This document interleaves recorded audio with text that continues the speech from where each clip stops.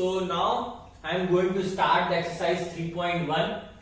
So here is the 3 questions in this exercise. So एक एक करके सब डिस्कस किए जाएंगे, तीनों डिस्कस किए जाएंगे, बाकायदा पूरी तरीके से बताया जाएगा. तो प्लीज पूरा अच्छे से देखिए, ये नहीं कि आगे बढ़ जाएगा. प्लीज थोड़ा सा आराम से देखिए, ठीक है. तो now this is our question number 1. Let's see what is this question. Aftab tales his daughter 7 years ago. Aftab अपनी बेटी को बोल रहा है. आफ्ताब टेल्स हिज डॉटर, किसको? वो अपनी बेटी को बोल रहा है, बता रहा है कि 7 years ago, 7 साल पहले, आई वॉज यानी कि मैं, यानी कि आफ्ताब 7 times, 7 times 7 गुना, as old as you were. मतलब अगर आज आफ्ताब की एज x है और उसकी डॉटर की एज क्या है? y है. तो देखो मैं लिखते भी जा रहा हूं साथ साथ में. तो इधर मैं कोशिश करूंगा कि मैं इधर सॉल्यूशन लिखूं. यानी मैं आफ्ताब की प्रेजेंट एज में जो लेट करूं, Aftab present age is x, ठीक है. तो हिज डॉटर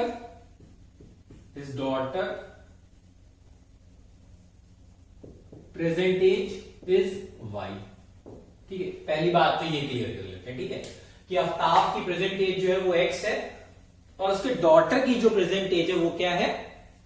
y है. तो एक चीज ये तो समझ में आ रही है कि चलो ठीक है, इतना तो हो गया, कोई दिक्कत नहीं है. अब थोड़ा सा क्वेश्चन फिर से समझो, ठीक है. अब मैं लिखने की कोशिश कर रहा हूं, थोड़ा सा स्पेस देखना पड़ेगा, तो इधर लिखता हूं, ठीक है. अब देखो क्या लिखा हुआ, 7 years ago. अगो मतलब क्या? पहले, ठीक है. 7 years ago. तो इधर देखो 7 years ago वाला सारा केस देखना है. 7 साल पहले क्या बोल रहा है? आई वॉज यानी कि आफ्ताब वॉज, यानी कि Aftab was 7 times as old as you were then. मतलब आफ्ताब क्या बोल रहा है अपनी लड़की से कि मैं जो था वो तुमसे क्या था? 7 गुना था. तुम्हारी एज का क्या था? 7 गुना था. कब? जब आज से 7 साल पहले, ठीक है. आज से 7 साल पहले तुम्हारी एज का, 7 साल पहले जो तुम्हारी एज होगी उसका मैं 7 गुना था 7 साल पहले. इसका मतलब समझो, पहले एक बात समझो कि देखो आफ्ताब की एज ऑब्वियस सी बात है, अगर आज x है, अगर तुमने आज x लेट की है और एगो मतलब पहले चले गए, तो आफ्ताब की एज तब क्या रही होगी? x - 7 रही होगी. उसी तरह उसकी डॉटर की एज अगर आज की डेट में y है, मतलब आज प्रेजेंट एज अगर तुम y लेट कर रहे हो, तो 7 साल पहले क्या रही होगी? y - 7 रही होगी. ठीक है, पक्का क्लियर है? ये बात क्लियर है कि नहीं क्लियर है? तो आफ्ताब ने क्या बोला कि अपनी डॉटर से कि 7 साल पहले जो तुम्हारी एज थी, मैं उसका क्या था? 7 times था. ऐसा नहीं कि आफ्ताब की आज की प्रेजेंट एज का 7 times नहीं, आफ्ताब की भी 7 साल पुरानी वाली एज का वो क्या थी? अपनी लड़की क्या था? 7 गुना था. तो आफ्ताब ये कहना चाह रहा है कि आफ्ताब जो था वो था 7 times of his daughter, 7 times of his daughter. तो आफ्ताब की पास्ट एज मतलब 7 साल पहले वाली एज क्या थी? x - 7 थी. x - 7. उसके डॉटर की एज क्या थी? y - 7 थी. तो ये रही y - 7. ठीक है. अब इसको थोड़ा सा सॉल्व कर लो, तो ये मिल जाएगा x - 7 is equal to 7y - 49. देखना थोड़ा सा यहां तक दिख रहा है कि नहीं क्लियरली, थोड़ा सा मेंशन कर दो मुझे. हाँ आ रहा है, ठीक है, वेरी गुड. चलो यहां तक कोई दिक्कत हो तो प्लीज मुझे बताना, ठीक है. ये आफ्ताब है, ये डॉटर है. अब थोड़ा सा इसको सिंप्लीफाई करोगे अगर, तो देखो तुम्हें क्या मिलेगा? x - 7y, क्योंकि ये 7y को ट्रांसपोज कर इधर लिया है, ये -49 भी इधर आ जाएगा. अब देखिए -7 है, ये माइनस का 49 इधर ट्रांसपोज होकर इधर आएगा, राइट टू लेफ्ट होगा तो प्लस का 49 हो जाएगा. अब प्लस का 49 - 7 क्या हो जाएगा? +42. तो मैं इसको डायरेक्टली लिख रहा हूं, +42 इज इक्वल टू 0. ये हमारी हो गई इक्वेशन नंबर 1 हो गई. क्या हो गई हमारी इक्वेशन नंबर 1 हो गई. ठीक है, पक्का एक इक्वेशन बन गई. कहां तक पढ़ा? यहां तक पढ़ा. ठीक है. अब क्या लिखा हुआ है? ऑल्सो 3 years फ्रॉम नाउ मतलब आज से, प्रेजेंट एज से 3 साल बाद, ना कि यहां से, कहां से, यहां से 3 साल बाद, मतलब 3 years फ्रॉम नाउ। थोड़ा सा मुझे लगता है मैं ऊपर का रफ ही कर देता हूं, ठीक है, क्योंकि प्रॉब्लम हो रही है। ये मैं थोड़ा सा इसको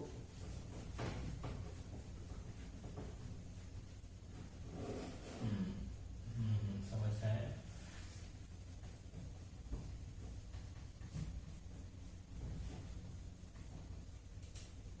चलिए ठीक, बोर्ड तो नहीं गिरेगा, नहीं गिरेगा, ठीक।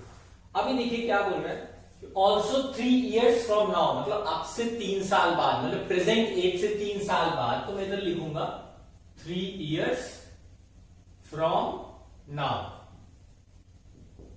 अब से 3 साल बाद। अब देखिए ऑब्वियस सी बात है, अगर आज आफ्ताब की एज x थी तो 3 साल बाद कितनी हो जाएगी आफ्ताब की एज, x+3 हो जाएगी। उसकी डॉटर की एज अगर आज आप क्या लेट कर दो, y लेट कर दो, 3 साल बाद कितनी हो जाएगी, y+3 हो जाएगी। पहले इतनी बात तो लिख ही लो, फिर अब पढ़ो। फिर आफ्ताब क्या बोल रहा है, I shall be 3 times as old as you will be, मतलब आफ्ताब बोल रहा है कि मैं क्या होऊंगा, जब तुम्हारी एज आज से 3 साल बाद जो होगी, मैं उसका क्या होऊंगा, 3 टाइम्स होऊंगा। क्या होऊंगा मैं, 3 टाइम्स होऊंगा। तो आफ्ताब ये कहना चाह रहा है कि आफ्ताब जो होगा वो 3 टाइम्स होगा ऑफ हिज डॉटर, उसकी एज का। ऐसा नहीं कि आफ्ताब की प्रेजेंट एज का, नहीं, आफ्ताब जो बोल रहा है, आफ्ताब बोल रहा है अगर मैं आज से 3 साल बाद कितना का हो जाता हूं मैं 24 का हो जाता हूं, ठीक है, तो तुम कितनी की हो जाओगी, 8 की हो जाओगे, 8 3 जा 24। अगर आज सपोज करो, अगर आज उसकी डॉटर की एज क्या है, आज डॉटर की एज 5 है और उसकी एज क्या है 21 है, तो अब 3 साल बाद उसकी डॉटर की एज क्या हो जाएगी, 8 हो जाएगी, उसकी एज कितनी हो जाएगी 24 हो जाएगी। लेकिन कहीं ना कहीं अभी भी आफ्ताब की एज क्या है, 3 टाइम्स है। तो ये बात समझो थोड़ा सा। तो आफ्ताब की एज क्या थी, x+3 हो जाएगी, मतलब 3 साल बाद ये हो जाएगी तुम्हारी डॉटर y+3। अब इसको सिंप्लीफाई कर लो, this is your x+3, 3y+9, ठीक है, पक्का। अब वही सिंप्लीफाई करो जैसे इसको किया है, ट्रांसपोज कर दोगे तो x-3y मिल जाएगा, -6 = 0। This is your equation number 2, ठीक है, पक्का। 2 इक्वेशन बन गई। मुझे लगता है यहां तक कोई दिक्कत नहीं होगी मेरे हिसाब से। अगर आपने ना लीनियर इक्वेशन 2 वेरिएबल पढ़ा है क्लास 9th वाला, तो प्रॉब्लम नहीं होनी चाहिए, बिल्कुल नहीं होनी चाहिए, कभी हो जाता है, ठीक है। तो फिर मैं ये रफ करता हूं, एल्जेब्रिकली देखो बोला था रिप्रेजेंट करने के लिए, तो हमने दिखा दिया है, ठीक है, तो उसमें कोई दिक्कत नहीं है। अब जो बात होती है ना ग्राफिकल को लेके, उसमें थोड़ा सा प्रॉब्लम होगा, तो आप पहले इतना नोट करते चले जाओ, ठीक है, फिर मैं थोड़ा सा बताता हूं कि हम क्या करते हैं, ठीक है। पहले आप इतना नोट करो जरा, इतना। सो हमारी 2 इक्वेशंस क्या बनी थी, एक बनी थी x-7y+42 = 0, ठीक है, और एक इक्वेशन क्या बनी थी, एक बनी थी x-3y -6 = 0। और अभी हमें क्या करना है, इन दोनों लाइन को कहां ग्राफिकल रिप्रेजेंट करना है। तो ये रहा हमारी y एक्सिस, ये रही हमारी x एक्सिस, ठीक है, ये हमारी y एक्सिस है। अभी हम थोड़े से पॉइंट दिखा देते हैं, तो पॉइंट जल्दी दिखाते हैं। 1 हो गया, ये 2 हो गया, this is your 3, this is your 4 5 6 और ये 7, इधर -1 -2 -3 -4 -5 -6 और ये हो गया -7, ये हो गया आपका -7, ठीक है।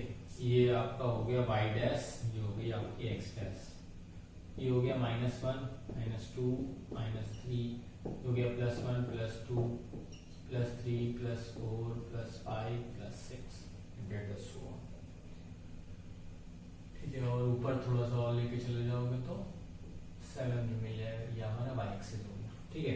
अभी देखो, अभी देखो कुछ नया नहीं है, ऐसा कुछ भी नहीं है कि तुमको यहाँ पे कोऑर्डिनेट्स निकालना बहुत इजीली तुम निकाल लिया करते। तुम्हें क्लास 9th में याद होगा तुम क्या करते थे, तुम बॉक्स बनाते थे यू करते करते ये। तो जनरली ना हम 3 पॉइंट्स निकाल लेते हैं, उसको फिर क्या कर देते हैं, तीनों पॉइंट्स को ज्वाइन कर देते हैं। बेसिकली हम यही करते हैं। तो देखो हम करेंगे क्या, x की वैल्यू अभी मैं क्या रख रहा हूं, अभी x की वैल्यू में 7 रख रहा हूं। क्या रख रहा हूं मैं, 7 रख रहा हूं। तो अगर मैं x की वैल्यू 7 रखता हूं, यहां पे थोड़ा सा देखना, मैं इधर करता हूं, अगर x की वैल्यू में 7 रख रहा हूं तो देखना 7 minus 7y plus 42 is equal to 0। देखो 7 minus 7y plus 42 is equal to 0, तो 7 प्लस 42 क्या हो गया, 49 minus 7y is equal to 0। तो ये तुम्हारा y क्या मिल गया तुमको, 7 मिल गया। अगर इसको सॉल्व करो तो y क्या आ गया हमारा, 7 आ गया। ठीक है, अभी हम x को क्या ले रहे हैं, 0 ले रहे हैं। तो थोड़ा सा ओरली देखो, अगर ओरली देखोगे तो x हमारा 0 के मतलब ये टर्म खत्म हो गया। तो क्या मिलेगा, minus 7y plus 42 is equal to 0, ऐसा कुछ मिलेगा। तो ये तुम्हारा हो जाएगा 7y इज इक्वल टू 42। तुम इसको y इज इक्वल टू क्या लिख सकते हो, क्या आ जाएगा तुम्हारा, 6 आ जाएगा। आ जाएगा कि नहीं आ जाएगा भाई, 7 1 जा 7, 7 6 जा 42। तो ये हो गया तुम्हारा 6। उम्मीद करता हूं समझ में आ रहा होगा सबको, कोई दिक्कत नहीं होगी आप लोगों को बिल्कुल भी। अभी मैं थोड़ा सा अपना क्रॉस भूल गया हूं कि मैं इसको साफ कैसे करूं। चलिए मिल गया है, ठीक है। तो थोड़ी सी खिचड़ी पक गई है, लेकिन उम्मीद करता हूं सबको समझ में आ रहा होगा। ठीक है, तो फर्स्ट क्वेश्चन में थोड़ा सा टाइम लगता है बेटा। ठीक है, अब एक और पॉइंट देख लेते हैं। तो मैंने क्या किया कि x की वैल्यू मैंने -7 रख ली। अगर x की वैल्यू में -7 रखता हूं तो यहाँ पे -7 हो जाएगा। -7 प्लस 42 व्हाट इज 35। तो यहां से तुम जब y निकालोगे तो y तुमको 5 मिल जाएगा। सॉल्व करके देखना, आराम से आएगा। तो ये तुम्हारे क्या आ गए, लाइन नंबर यानी इक्वेशन नंबर 1 के कोऑर्डिनेट्स आ गए। अब इसी तरह इक्वेशन नंबर 2 है। अब इक्वेशन नंबर 2 के भी कोऑर्डिनेट्स अगर हम देख लेते हैं तो हमने फिर वही किया है 3 पार्ट में। ये हमारा x है, ये हमारा y। तो हमने x को क्या लेट कर लिया, 6। मैं x को पुट किया, 6 पुट किया, लेट नहीं किया। x को 6 पुट किया तो देखा यहाँ पे 6 minus 3y minus 6 is equal to 0। तो ये कट गया, तो मतलब +6 से -6 कैंसिल आउट हो गया। तो क्या मिला, -3y इज इक्वल टू 0। तो y क्या मिल गया मुझे, 0 मिल गया। ठीक है, वो आपको क्लियर होगा क्या मैं बोल रहा हूं। मैं इसलिए ज्यादा नहीं फोकस कर रहा हूं क्योंकि ऑलरेडी क्लास 9 का पार्ट था तो आपको आता होगा। इसी तरह मैंने 0 पुट किया अगर यहाँ पे तो y इज इक्वल टू मुझे -2 मिल गया। इसी तरह मैंने यहाँ 3 पुट किया तो मुझे y इज इक्वल टू -1 मिल गया। तो इसी तरह मेरे इक्वेशन नंबर 1 इक्वेशन नंबर 2 के क्या मिल गया, मुझे कोऑर्डिनेट्स मिल गए, यानी पॉइंट्स मिल गए। अब हमें कुछ नहीं करना, हमें देखिए क्या करना है कि पहले इक्वेशन नंबर 1 के जितने पॉइंट्स है, 3 पॉइंट्स हमने जो निकाले उनको लोकेट करना है हमें अपने ग्राफ में, मतलब इस ग्राफिकल रिप्रेजेंटेशन दिखाना है। और फिर उसके बाद हमें इक्वेशन नंबर 2 को देखना। तो पहले हम 1 को देखते हैं।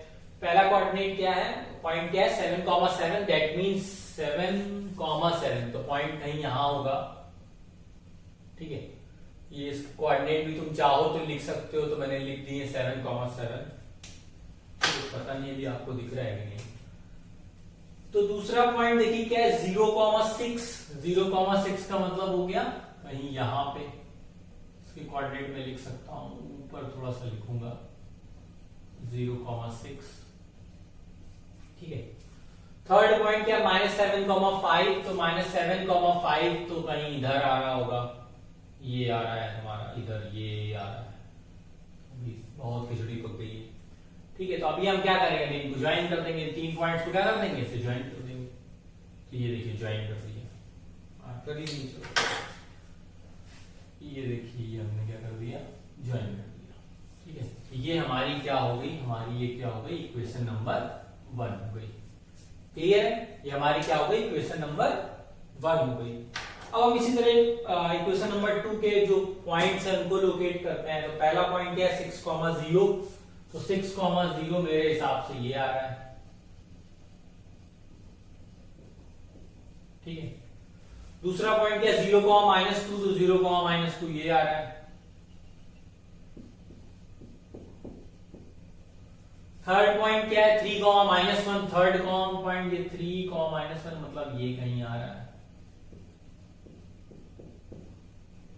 अभी क्या करोगे, आप इन तीनों पॉइंट्स को ज्वाइन कर दो।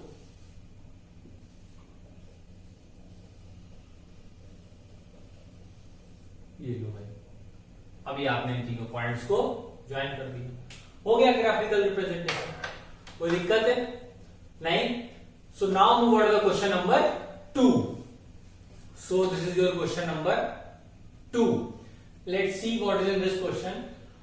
The coach of a cricket team buys 3 bats. कितने बैट्स? 3 bats and 6 balls. तो भैया कोच थी जो क्रिकेट टीम की, उन्होंने क्या किया, 3 बैट्स और 6 बॉल्स लिए फॉर 3,900 रुपीज। कितना पैसा दिया? 3,900 रुपीज।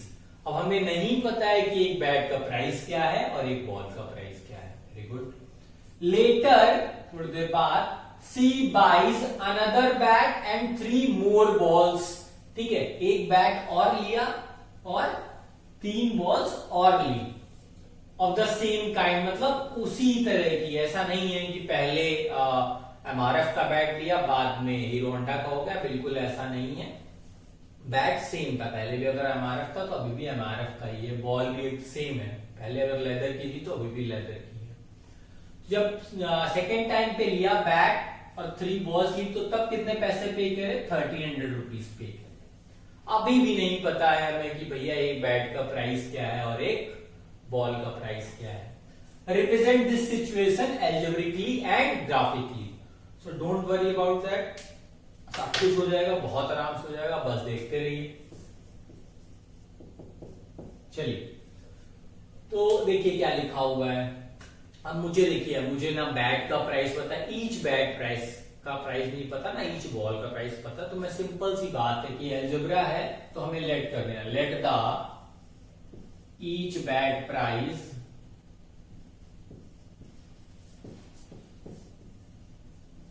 Is X rupees. क्या है? X रुपीज है। Let the each ball price क्या है वो? Y rupees. ठीक है, क्लियर है?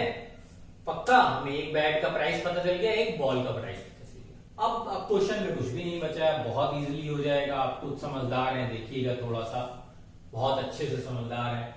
कि देखिए पहली लाइन अब फिर से पढ़िए, फर्स्ट लाइन फिर से पढ़िए। क्या लिखा हुआ? The coach of a cricket team buys 3 bats and 6 balls.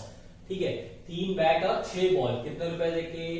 3,900 rupees देखे। एक बैट अगर X रुपीज का है तो 3 बैट कितने के हो गए? 3X के हो गए। अगर एक बॉल Y रुपीज की है तो 6 बॉल्स कितने की हो गई? 6Y की हो गई। कितना रुपीज दे रहा है टोटल? 3,900 रुपीज। इसको आप चाहो तो 3 से रिड्यूस कर दो तो X plus 2Y is equal to 1300 हो जाएगा। Equation number 1। पक्का? कोई दिक्कत है? नहीं। अब सिमिलरली आप दूसरी लाइन बोलो, लेटर सी बाइज अनदर बैट। एक बैट लिया मतलब X रुपीज दिए होंगे, 3 बॉल्स मतलब 3Y रुपीज दिए होंगे। सो 3Y, टोटल कितना पैसा दिया था? 1300 दिया था। ये हो गई हमारी इक्वेशन नंबर 2। क्लियर है? Any doubt? कोई समस्या है? नहीं। अब हमने फिर वही काम किया कि हमने क्या किया, हमने अपने X कुछ रखे और Y कुछ रखे और हमने अपने क्या पॉइंट्स बना लिए अपने हिसाब से। हमने क्या कर लिया? अपने पॉइंट्स बना लिए, जैसे हमने क्वेश्चन नंबर 1 में किया था। तो अभी भी मैं वही कर रहा हूं, तो मैं पॉइंट्स अगर बना लेता हूं अपने कुछ, ठीक है, फिर मैं हम ग्राफिकल रिप्रेजेंटेशन कर देंगे बहुत आराम से। तो ये this is our X, this is our Y। तो मैंने X क्या रखा? 500 पुट किया, 500 किया, तो Y मुझे क्या मिल गया? 400।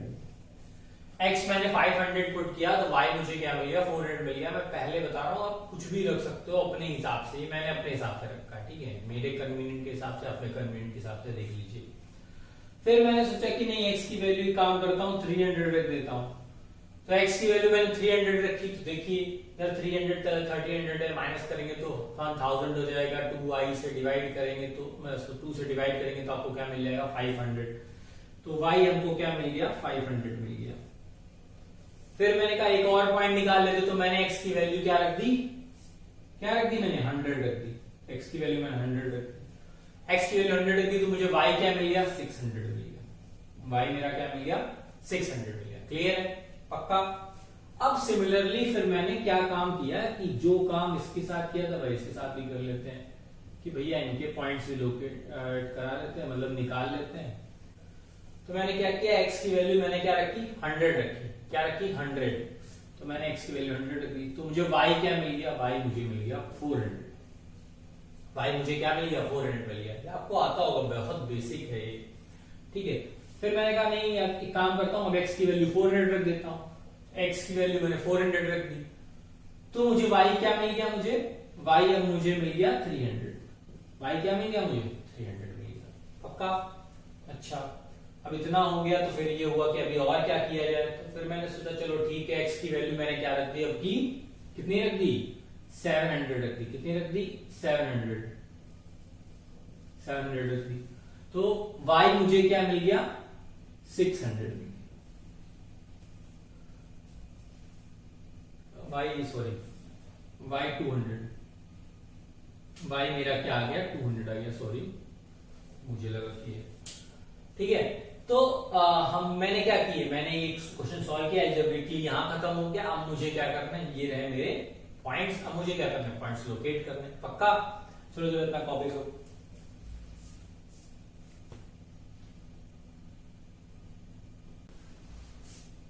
सो देखो मैंने एक्स एक्सिस वाई एक्सिस में सारे अपने क्या रख लिए हैं, एक्स एक्सिस में 100 200 300 400 500 600 700 लिख लिया, ऐसे मैंने वाई एक्सिस में लिख लिया, मैंने करके रख लिया तुरंत। अब मुझे कुछ नहीं करना है, मैंने जो क्वेश्चन नंबर 1 में किया था वही मुझे करना है। मुझे फिर अपने पॉइंट्स क्या करने हैं, इस प्लेन में क्या करना है, लाई करने, इस कोऑर्डिनेट इस एक्स एक्सिस वाई एक्सिस में क्या करना है, लाई करना है, ठीक है। तो देखो x की वैल्यू क्या है, सॉरी x ये पॉइंट क्या है 500, ये सॉरी इस पॉइंट के कोऑर्डिनेट्स क्या है 500, 400 है। तो देखो 500 ये रहा और 400 कुछ ये रहा, तो कहां पॉइंट हो जाएगा, ये हो जाएगा, ठीक है, ये हो जाएगा। फिर दूसरा कोऑर्डिनेट क्या होगा 300, 500 300, 500 दैट मींस कहीं इधर हो जाएंगे। फिर थर्ड पॉइंट कहां मिलेगा हमारा 100, 600 100, 600 दैट मींस हम कहीं यहां हो जाएंगे, ठीक है। अब देखो इक्वेशन नंबर 1 की हमें 3 पॉइंट्स पता है, हमें क्या पता है 3 पॉइंट्स पता है, और हमने लोकेट भी कर दिए, तो हम इनको क्या कर देंगे चाप ज्वाइन कर देंगे, क्या कर देंगे ज्वाइन कर देंगे और एक्सटेंड कर देंगे, अब इधर छोड़ देंगे। ये हमारा कोऑर्डिनेट हो जाएगा 100, 600, ये हो जाएगा हमारा 300, 500, और ये थोड़ा सा बोर्ड जो है, और ये हमारा हो जाएगा क्या हो जाएगा, ये 500, 400 हो जाएगा, ठीक है। तो ये हमारी हो गई इक्वेशन नंबर 1, ठीक है।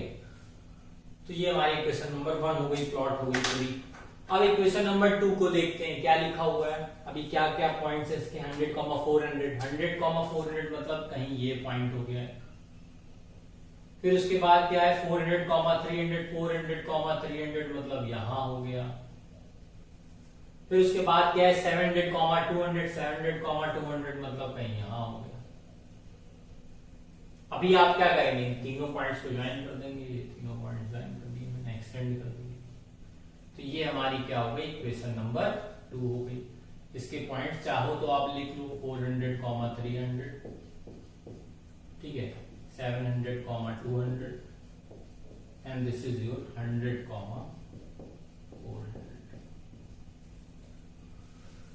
Any doubt? मुझे नहीं लगता अभी कुछ होना चाहिए। तो ये था आपका क्वेश्चन नंबर 2, ग्राफिकल रिप्रेजेंटेशन भी कर दिया और एल्जेब्रिकली भी हो गया है। सो now move on the question number 3. So this is your question number 3. Let's see what is the question. It is quite similar as a question number 2. बिल्कुल question number 2 जैसा है, ऐसा कुछ भी नहीं है, जो थोड़ा सा बस ये है कि लैंग्वेज चेंज है, बाकी ऐसा कुछ नहीं चेंज है। तो आप देखिए क्या लिखा हो, the cost of 2 kg of apples and 1 kg of grapes on a day was found to be 160 rupees. ठीक है, एक दिन क्या हुआ जब 2 किलो सेब और 1 किलो अंगूर लिए गए तो उसके लिए कितना प्राइस दिया गया, कितना कॉस्ट प्राइस पता चला, 160 रुपए। ठीक है। आफ्टर अ मंथ, एक महीने बाद, the cost of 4 kg of apples and 2 kg of grapes is 300। देखिए अभी अगर मैं मुझसे कोई बोले कि क्या सर प्राइस इंक्रीज हुआ है, तो मैं बोलूंगा बिल्कुल नहीं। ठीक है। मैथमेटिक्स में इधर आप बिल्कुल नहीं एज्यूम करेंगे कि नहीं इंक्रीज हुआ है। अगर आप इंक्रीज हुआ एज्यूम कर ले गए, आप क्वेश्चन नहीं कर पाएंगे। तो आपको कभी ये सोचना ही नहीं है, अगर ये आफ्टर 2 मंथ या 3 मंथ बाद भी लिखा होता तो आपको ये नहीं सोचना है कि नहीं प्राइस इंक्रीज हो गया, क्योंकि कहीं भी एक तो पहली बात बोला भी नहीं गया है, तो आप कैसे एज्यूम कर लेंगे। तो क्या आपको 1 kg ऑफ एप्पल का प्राइस पता है? नहीं पता। क्या आपको 1 kg ऑफ ग्रेप का प्राइस पता है? बिल्कुल नहीं पता है। तो आपको क्या लेट करना पड़ेगा? कोई लेट करना पड़ेगा, लेट द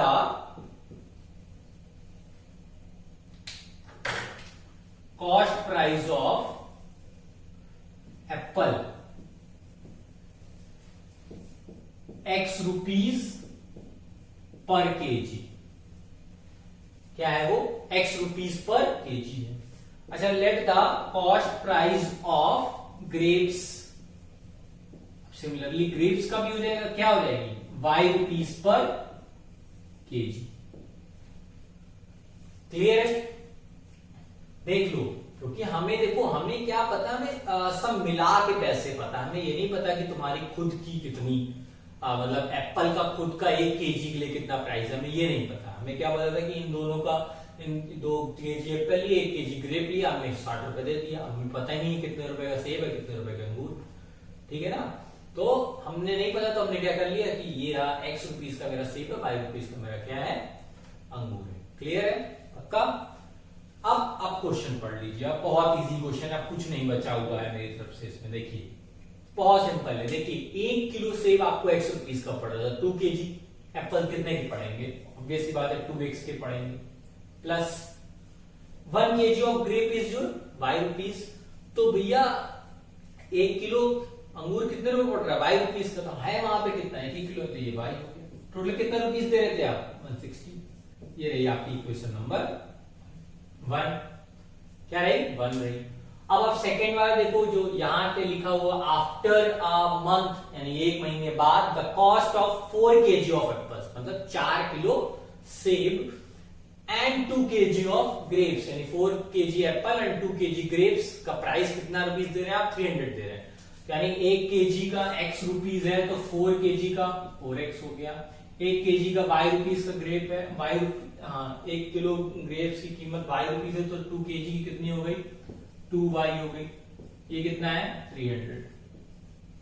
पक्का? इसे चाहे तो आप रिड्यूस कर सकते हैं, तो ये हो जाएगा 2x plus y is equal to 150। तो इसको रिप्रेजेंट करना था भाई एल्जेब्रिकली और ग्राफिकली। तो एल्जेब्रिकली तो मैंने कर दिया है, ग्राफिकली आप कर लेंगे, क्योंकि ऑलरेडी क्वेश्चन नंबर 1 और 2 में मैंने बताया कैसे करते हैं। तो आप आराम से कर सकते हैं कैसे करेंगे। तो चलिए ठीक है, ये वीडियो यहीं समाप्त होता है। बाकी थैंक यू सो मच आने के लिए। Please like, comment and subscribe the channel. हाँ, थोड़ा सा शेयर भी कर दो, थोड़ी ज्यादा जरूरत है शेयर की। ठीक है, शेयर मतलब शेयर वाला शेयर नहीं, वो वाला शेयर, दूसरे दोस्तों को बता दो, सब्सक्राइब करवा दो, ऐसा है बस। Thank you so much.